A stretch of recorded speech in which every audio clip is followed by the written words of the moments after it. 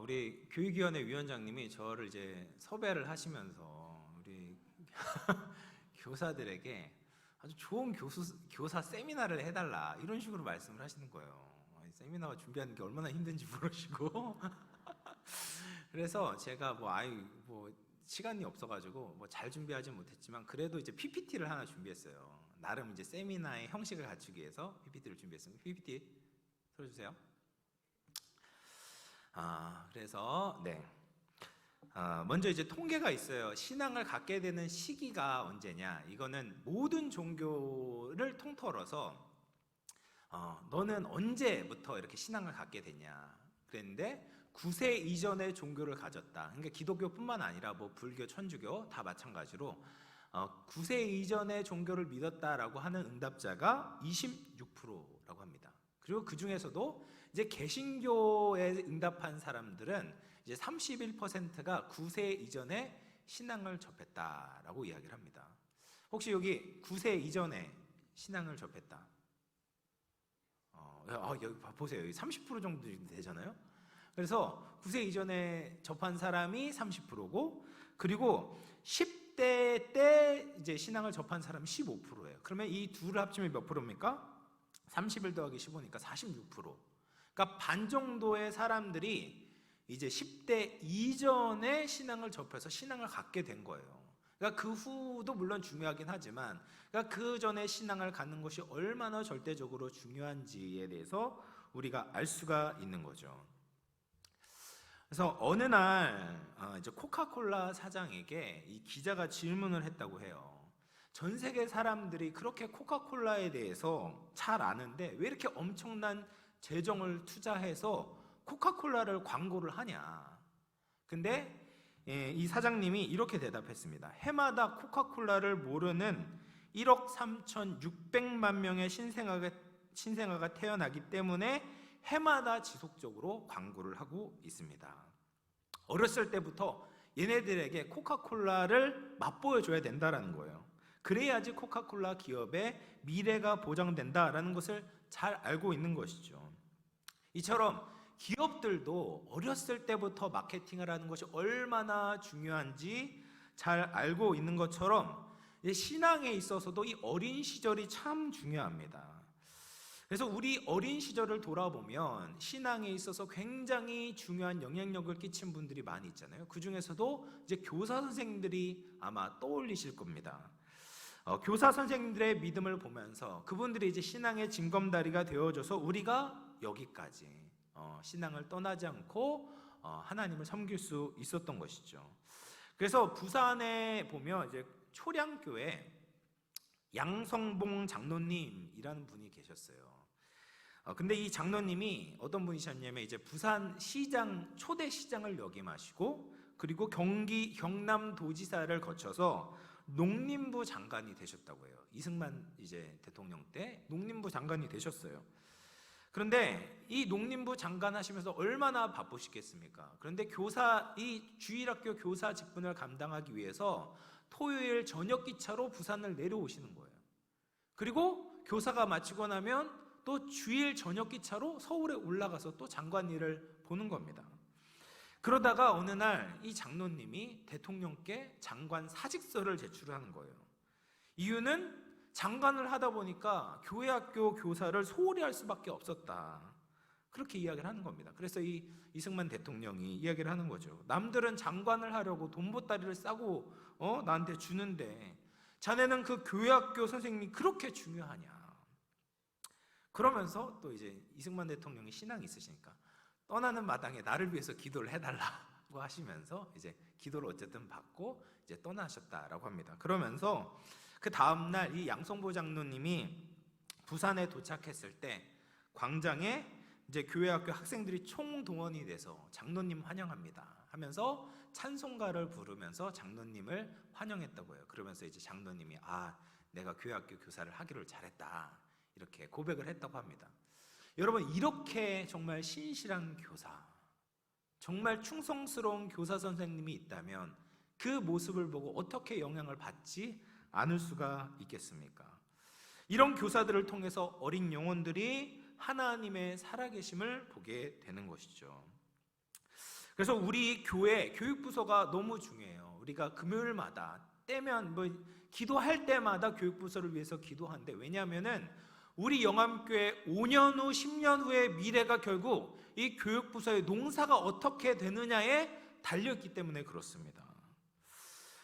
이 교회 주일학교로 굉장히 유명한 이제 꽃동산교회가 있지 않습니까? 꽃동산교회 김종준 목사님께서 나는 유년 교회학교에 생명을 걸었다, 이런 책을 내셨대요.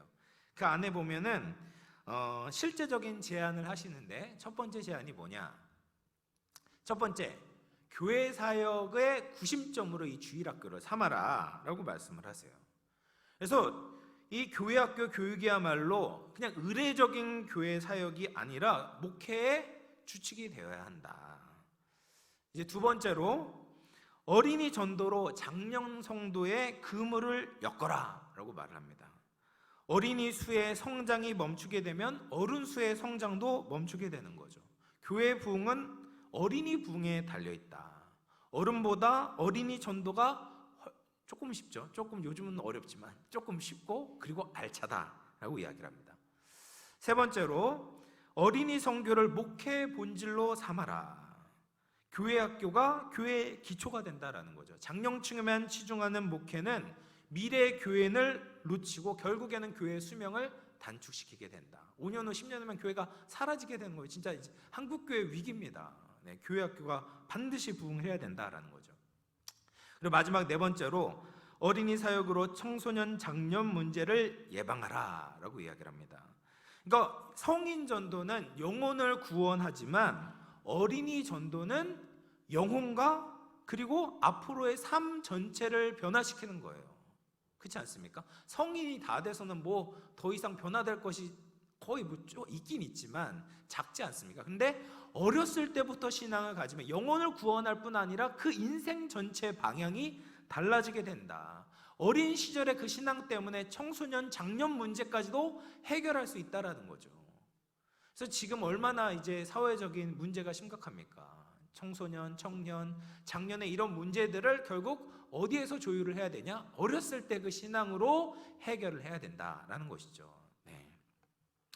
그래서 교육부서가 참 중요한데, 이 교육부서에서도 중추적인 역할을 감당하는 분이 우리 이제 교사 선생님들이다라는 거죠.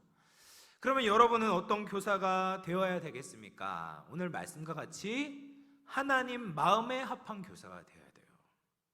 하나님의 마음과 일치된 교사가 되어야 되는 거죠. 하나님의 마음에 합한 교사라는 것은 하나님의 뜻을 먼저 구하는 교사입니다. 하나님의 마음을 품고 열심으로 일하는 교사가 되어야 됩니다. 사랑하는 우리 또 교사 선생님들 모두가 이런 하나님 마음에 합한 교사가 될 수 있기를 주님의 이름으로 축원을 드리겠습니다. 아멘. 네. 그러면 우리가 어떻게 하나님 마음에 합한 교사가 될 수 있을까? 오늘 말씀을 보면 이제 누가복음 15장에는 굉장히 유명한 세 가지 비유가 나오지 않습니까? 첫 번째가 잃은 양의 비유, 두 번째 잃은 드라크마의 비유, 세 번째 잃은 아들의 비유가 나와요. 근데 이 세 가지 비유에 몇 가지 공통점이 있어요. 첫 번째 공통점은 굉장히 중요한 것을 잃어버렸다라는 거예요. 근데 잃은 것으로 끝나는 것이 아니라 다시 찾게 되고 그것으로 인해서 많은 사람들과 함께 기쁨을 나누게 되었다라는 것이 이 비유의 공통점이에요. 근데 이 비유에서 굉장히 이 비유 전체를 지탱해 주는 말씀이 있습니다. 바로 누가복음 15장 1절과 2절 말씀이에요. 그래서 이 1절과 2절 안에는 사실 예수님의 사역, 교사의 사역과 관련된 굉장히 중요한 핵심적인 메시지가 들어 있습니다. 이것을 통해서 우리가 참된 교사가 무엇이냐, 하나님 마음에 합한 교사가 무엇인지를 발견해낼 수가 있습니다. 첫 번째로 하나님 마음에 합한 교사는 어떤 교사냐? 말씀을 들으러 주님께 가까이 나아가는 교사입니다. 한번 따라해 볼까요? 말씀을 들으러 주님께 가까이 나아가는 교사. 네, 본문 1절 말씀을 보면 같이 한번 읽어보겠습니다. 시작. 모든 세리와 죄인들이 말씀을 들으러 가까이 나오니. 예, 이것이 교사의 하나님의 마음에 합한 교사가 되기 위한 첫 번째 조건이다라는 거죠. 아이들을 말씀을 가르치기 전에 먼저 자신이 주님 앞에 무릎을 꿇어야 됩니다. 아이들에게 야, 너 주님께 가까이 나아가라 라고 말하기 전에 먼저 자신이 주님께 가까이 나아가야 되는 것이죠. 이 교사의 가장 중요한 의무가 무엇입니까? 아이들에게 하나님의 말씀을 가르쳐야 되잖아요. 그러기 위해선 내가 먼저 하나님의 말씀으로 충만해야 되는 거죠. 그 말씀에 영향을 받아야 되는 거죠. 그러고 나서 우리가 하나님의 말씀을 가르칠 수가 있는 겁니다. 이 교사 안에 살아계신 하나님의 말씀이 상실되어 있다면 더 이상 교사로서의 그 역할을 감당할 수가 없습니다. 오늘 본문 이제 1절에 보면 이 세리와 죄인들이 나오고 또 2절에 보면 바리새인과 서기관들이 나오게 돼요. 이들의 차이점이 무엇이었습니까? 이 바리새인과 서기관들은 하나님의 말씀을 연구하고 보존하고 가르치는 역할을 해야 되는 사람들이에요. 어떻게 보면 교사예요. 말씀 교사거든요. 그런데 이들은, 바리새인과 서기관들은 예수님의 말씀을 듣기 위해 나오지 않았어요. 말씀을 들으려고 하지 않았습니다. 교만해서 예수님 앞에 엎드리지 않은 거죠. 그래서 자신의 생각, 자신의 주장으로 가득 차 있었습니다. 그것으로 남을 비판하고 판단하고 정죄하고 미워했습니다. 그런데 이 1절에 보면 세리와 죄인들은 어떻게 했습니까? 말씀을 들으러 예수님께 가까이 나아왔어요. 예수님 말씀에 대한 사모함이 있었다라는 것이죠. 그래서 우리가 하나님 마음에 합한 교사가 되기 위해서는 예수님께 가까이 나아가야 돼요. 그 말씀을 들으러 가까이 나아가는 교사들이 되시기를 주님의 이름으로 축원을 드립니다. 시간이 없다, 게으르고 나태함으로 이 일을 소홀히 해서는 안 되는 거죠. 그래서 리차드 백스터라는 굉장히 이제 유명한 목회자가 계세요. 이 목사님께서 이 목자와 양이라는 굉장히 유명한 책을 쓰셨는데 이분이 이 말씀을 하셨어요. 길지만 제가 읽어보겠습니다. 남들에게는 하나님의 구원하는 은혜를 제공하면서 그것이 당신에게는 결핍되는 일이 없도록 하라. 남들에게는 멸망을 경계하면서 스스로는 멸망받는 일이 없도록 하라. 남들에게는 밥상을 차려주면서 본인은 굶어 죽는 일이 없도록 하라. 남들에게 밥 먹듯이 타이르며 믿으라는 말을 그대로 믿어라. 남들에게 전하는 그리스도와 성령을 다정하게 모셔드려라. 남들에게 권면하는데 자기가 그 유익을 경험하지 못해서는 안 된다. 남들은 먹이면서 자기가 안 먹으면 안 된다라는 것이죠. 하나님을 가까이 함이 우리 모든 교사들이 가장 우선순위로 두어야 되는 일입니다. 내 자신이 먼저 하나님의 말씀의 풍성함을 누려야 합니다. 그럴 때 우리가 다른 영혼들을 살릴 수 있는 것이죠. 두 번째로 우리가 하나님 마음에 합한 교사가 되기 위해서는 어떻게 해야 되는가?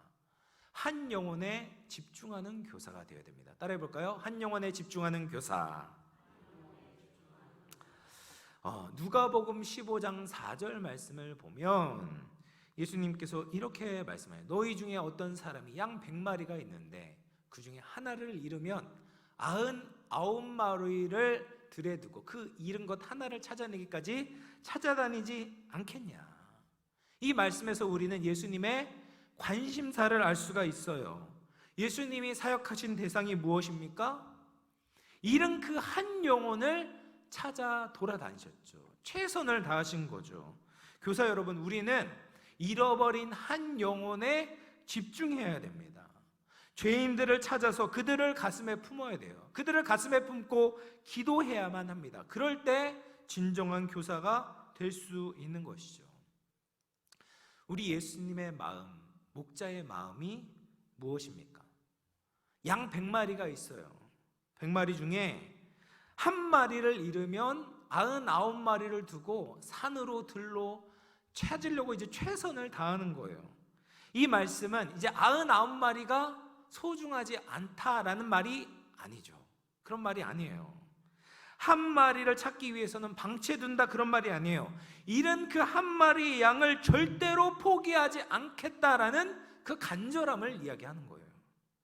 99마리도 중요하고 잃은 한 마리 그 영혼까지도 절대로 포기하지 않겠다, 내 마음에서 지우지 않겠다라는 결단이 그 마음 가운데 있는 것입니다. 하나님은 한 영혼 한 영혼을 바라보세요. 우리를 사랑하시되 이 땅에서 사랑할 대상이 마치 나 혼자인 것처럼 사랑하세요. 그래서 한 영혼 한 영혼에 관심을 기울이는 거예요. 많은 성도들이 있다고 해도, 많은 영혼들이 나한테 맡겨진다고 해도 그것을 그냥 뭉뚱그려 보는 게 아니에요. 한 사람 한 사람에 집중하시는 거예요. 그래서 이 성 어거스틴은 이렇게 고백했어요. 자기가 이제 하나님의 사랑을 깨달았을 때 어떻게 깨달았냐, 하나님의 사랑이 너무 큰 거예요. 나만 사랑하는 것처럼 느껴지는 거예요. 그래서 이렇게 이야기합니다. 이상한 사실이다, 이해하기 어려운 일이다. 내가 만약 하나님이라면 나는 지구와 인간을 박살냈을 것이다. 그런데 하나님은 나를 사랑하신다. 사랑하시되 마치 사랑할 대상이 나 하나밖에 없는 것처럼 하나님은 나를 사랑하신다. 어거스틴이 이렇게 하나님의 사랑에 대해서 표현을 했습니다. 우리가 가져야 되는 마음도 이 하나님의 마음, 목자의 마음인 거죠. 한 영혼 한 영혼에 대해서 관심을 가져야 되는 겁니다. 그 영혼을 마음에 품고 간절히 기도하는 거예요. 가르칠 대상이 마치 그 한 영혼밖에 없는 것처럼 그렇게 가르치는 겁니다. 그렇게 가슴에 품으면, 그렇게 사랑하게 되면 가까워지게 되고 하나님의 부흥이 일어나게 되는 것이죠. 그리고 세 번째로 하나님 마음에 합한 교사는 무엇이냐? 아이들과 함께하는 교사입니다. 따라해 볼까요? 아이들과 함께하는 교사. 여러분, 예수님의 가르침의 특징이 무엇입니까? 예수님은 입술로만 가르치시지 않았어요. 늘 같이 했어요. 함께하는 것이 예수님의 가르침의 특징입니다. 삶을 통해서 보이는 거예요. 말씀하는 것을 실제적으로 보여주셔서 그들에게 이 삶을 통해서 흡수되도록 하시는 것이죠. 그래서 마가복음을 보면, 마가복음 3장 14절을 보면 이렇게 말씀하세요. 이에 12를 세우셨으니 이는 자기와 함께 있게 하시고 또 보내사 전도도 하며. 예수님께서 12제자를 택하셨는데 이들이 자기와 함께 있게 하시는 거예요. 함께 있었다는 것은 계속해서 삶을 나누었던 것이죠. 함께 자고, 함께 먹고, 함께 배우고, 함께 고민을 하는 것입니다. 근데 오늘 이제 교회 교육을 보면 가장 큰 문제점 중에 하나가 이 모든 프로그램이 이제 주일 하루에 집중되어 있는 거예요. 그래서 이 교사들도 이 아이들을 만날 시간이 부족합니다. 특별히 이제 고등학생까지 이제 되면요, 이제 학원 다니느라 교회도 잘 못 나와요. 이러니까 이제 어떻게 교사들이 영적 영향력을 끼칠 수가 있겠습니까? 참 힘든 환경 가운데 놓여 있습니다. 그럼에도 불구하고 우리가 이 아이들과 함께 하려고 노력하지 않으면 아이들에게 신앙이 잘 전수되지가 않아요. 영향력을 미칠 수가 없는 것이죠. 그러면 우리가 아이들에 함께하는 게 어떻게 해야 되냐? 아이들과 소통하기 위해서 어떻게 해야 될까? 이제 소통하는 교사의 꿀팁, 두 가지만 말씀드리도록 하겠습니다. 어떻게 해야 되냐? 주중에 관심을 보여야 돼요. 주중에 관심을 보이십시오. 한 교사가 주일에 이런 카톡을 보냈다고 합니다. 야, 지금 예배 시간 다 되었는데 뭐하니? 빨리 교회에 와라. 보이십니까? 제가 저기가 안 보여. 빨리 와라. 이렇게 카톡을 보낸 거예요. 그랬는데 학생이 이렇게 대답하는 겁니다. 선생님, 저 교회 아까 왔는데요. 저에게 관심 좀 가지세요. 여러분, 뭐 어떤 교사입니까? 이게 평소에 이제 관심이 없는 거예요. 잘 소통을 하지 않는, 주일에만 챙기는 교사인 거죠. 사랑하는 남녀는 어떻게 합니까? 어제도 만나고 오늘도 만나요. 끊임없이 이제 안부를 물어보는 거죠. 사랑을 갖는 겁니다. 그러면서 하는 말이야, 보고 싶다, 이런 말을 하는 거죠. 그만큼 관심이 있을 때 영향을 끼치게 되는 거예요. 그래서 주중에도 관심을 보여야 됩니다. 관심을 보여야 돼요. 그리고 두 번째로 소통하는 교사의 꿀팁은 뭐냐면 만남을 가지셔야 돼요. 만남을. 이제 주로 사실 중고등부 친구들을 있고, 그러니까 만남을 많이 가지면 가지죠. 이게 당연한 거 아니겠습니까? 만남을 가져야지 친해지거든요. 만남을 가져야지 사랑을 나눌 수가 있습니다. 학생을 만나는데 어디든지 이렇게 가려고 생각을 하셔야 돼요. 집이 부담스러우면 학원에도 가보고, 애들이 있는 곳이라면 놀이터에도 가보고, PC방에도 가보는 것이죠. 그래서 갈 때 빈손으로 가는 것이 아니라 아이들이 좋아할 만한 간식을 들고 찾아가는 겁니다. 예고 없이 찾아가가지고 이야기하는 거죠. 학생이 물어봐요. 선생님, 어떻게 여기 오셨어요? 야, 너 보고 싶어서 왔지. 아유, 공부하느라 얼마나 힘이 드냐, 고생이 많니? 하면서 같이 간식을 먹으면서 아이들의 고민도 들어주고 같이 상담도 해주는 것이죠. 그러면서 헤어질 땐 야, 공부 열심히 해라, 격려를 해주는 겁니다. 주의할 것은 이번 주에 교회에 나오라는 말은 가급적 하지 않는 것이 좋습니다. 이미 아이들은 알고 있어요. 교사가 찾아가면. 근데 뜻밖의 그 이야기를 하지 않는, 그냥 사랑만 보여줘도 되는 거예요. 만나기만 해줘도 아이들이 좋아하게 되는 것이죠. 그러면서 이제 헤어지면서 카톡을 보내는 거죠. 사랑하는 누구누구야, 쌤이 너를 위해서 늘 기도한 것 잊지 말아라, 힘내고 화이팅하자. 이런 이제 만남이 이루어지면 얼마나 아이들이 좋아하겠습니까? 이런 이벤트, 만남의 이벤트가 필요하다라는 거죠. 그래서 교사들은 이렇게 아이들과 같이 하려고 노력을 해야 됩니다. 그래서 보면 이런 글이 있더라고요. 교사들의 눈은 어떠해야 되냐? 대화할 때 학생들과 눈높이를 맞춰야 된다. 학생을 바라보며 웃는 교사, 학생을 위해 기도할 때 눈물을 흘리는 교사, 학생을 하나님의 눈으로 쳐다보는 교사가 되어야 된다. 소통하는 교사의 귀는 어때야 되냐? 학생의 말에 귀를 기울이며 끝까지 들어주는 교사가 되어야 된다. 교사의 가슴은 어때야 되는가? 학생을 사랑하며 따뜻한 마음을 가진 교사. 손과 발은 교회에서 또 교회 학교와 우리 반에서 늘 부지런히 섬기는 교사가 되어야 되는 것이죠. 아이들은 이런 선생님을 좋아하고 또 이런 선생님과 소통하기를 원하고 있습니다. 예수님도 그렇게 하셨던 것처럼 사람들의 비난과 손가락질에도 죄인들과 늘 함께 하시고 먹고 마셨던 것을 우리가 기억하면서 이렇게 함께하고 소통하는 교사가 되어야 하는 것이죠. 그래서 우리 영암교회 교사분들 너무 수고가 많으십니다. 수고가 많으세요. 그러나 우리가 영혼을 섬기는 교사의 직분의 가치를 기억하시기를 바랍니다. 그러면서 하나님 마음에 합한 교사가 될 수 있도록 최선을 다해 주시기를 부탁을 드리겠습니다.